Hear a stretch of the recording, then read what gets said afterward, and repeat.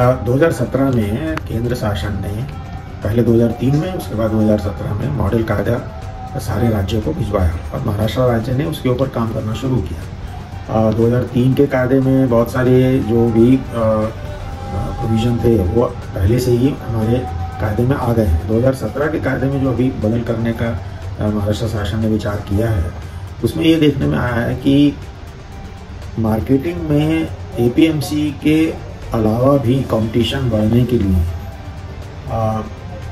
Private licences, private market के licence पहले ही थे, डायरेक्ट मार्केटिंग लाइसेंस की प्रोविज़न पहले ही थी, फार्मर्स कंज्यूमर मार्केट्स का पहले ही से था, इलेक्ट्रॉनिक मार्केट की प्रोविज़न उसके पहले थी।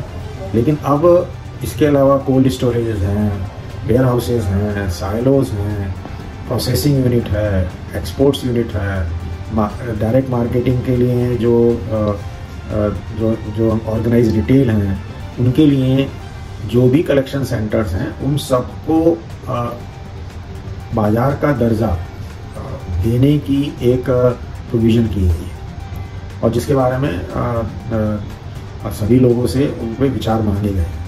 इस तरीके की व्यवस्था हो जाने के बाद जो खेती माल है उसको खरीदी करने के लिए एक कंपटीशन का एक बहुत बड़ा वातावरण तैयार होगा।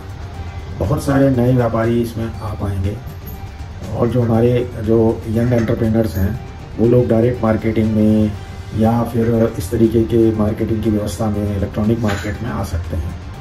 एम्प्लॉयमेंट तो जनरेट होगा ही, लेकिन साथ में जिन लोगों को क्वालिटी मटेरियल चाहिए, चाहे वो एक्सपोर्टर्स हों, प्रोसेसर्स हों या फिर ऑर्गेनाइज रिटेलर्स हों, उन लोगों को क्वालिटी मटेरियल के लिए अच्छे एक साधन मिलेंगे, किसानों तक वो जा पाएंगे। फार्मर्स प्रोड्यूसर ऑर्गेनाइजेशंस को फार्मर्स करके एक संज्ञा देने का भी इसमें प्रोविज़न है। इसमें फार्मर प्रोड्यूसर ऑर्गेनाइजेशन एग्रीगेशन का काम करेंगे और खरीदी करने वाले लोगों की संख्या बढ़ेगी। ऐसी व्यवस्था में निश्चित रूप से जो आज एपीएमसी में जिस कीमत पे माल जाता है, शायद एक रीज़न उसका मोनोपोली सिचुएशन का भी है, तो वो उसमें फ़र्क पड़ेगा। और जो आज हम किसान भाई आंदोलन करते हैं कि हमको अपनी उपज का दाम नहीं मिलता, शायद उनको उस आंदोलन करने की कोई ज़रूरत ही महसूस ना हो। तो ये कुछ व्यापारियों का विरोध है इस पे, तो उस पे विरोध का कारण क्या हो सकता है? क्या हो सकता है? व्यापारियों का विरोध मुझे लगता है कि शायद इस कायदे को जिस तरीके से उन्हें देखना चाहिए वो ठीक से उनको समझाकर लोगों ने नहीं बताया। ये देखा जाए तो ये उनके भी लाभ की एक संधि है, उनको नए नए आयाम मिलेंगे। आज मार्केटिंग का जो एक सिस्टम है यदि वो एपीएमसी तक सीमित होकर रह गया है, उस मार्केटिंग की जो अपॉर्चुनिटीज़ हैं वो मार्केट के बाहर भी बहुत हद तक बढ़ेगी। जहाँ एपीएमसी बनी थी, इंफ्रास्ट्रक्चर में कुछ बढ़ोतरी नहीं हुई है, प्रोडक्शन बढ़ा है, डिजिटल और उसका डिजिटाइजेशन की भी ज़रूरत महसूस होती है। और जो जिस तरीके का एक वातावरण अभी एक्सपोर्ट्स के बारे में है, $50 बिलियन का हमारा एक्सपोर्ट्स पहुंच गया है, जो हमारे पास ऑर्गेनाइज डिटेल में नए नए संधि निर्माण हुई है, नए नए मार्केट्स बन रहे हैं, तो मार्केटिंग की तो संधि और भी बढ़ गई है। उस संधि को यदि व्यापारियों ने अपने हाथ में लेना है तो ये यदि व्यवस्था होगी ही नहीं, या उसके लिए जिस तरीके से ऑर्गेनाइज रिटेल काम करेंगे या प्रोसेसर्स काम करेंगे या एक्सपोर्टर्स काम करेंगे, उनको इस तरीके का यदि व्यवस्था कायदे में ही नहीं होगी तो ये संधि भी वो गंवा देंगे। सर, उनका विरोध है कि ये लोग आने से हमारा व्यापार पे फर्क पड़ेगा। मुझे लगता है कि ये जो उनकी जो धारणा है वो उतनी ठीक नहीं है, क्योंकि मुझे तो लगता है कि आज उनकी नई पीढ़ी सामने आई है।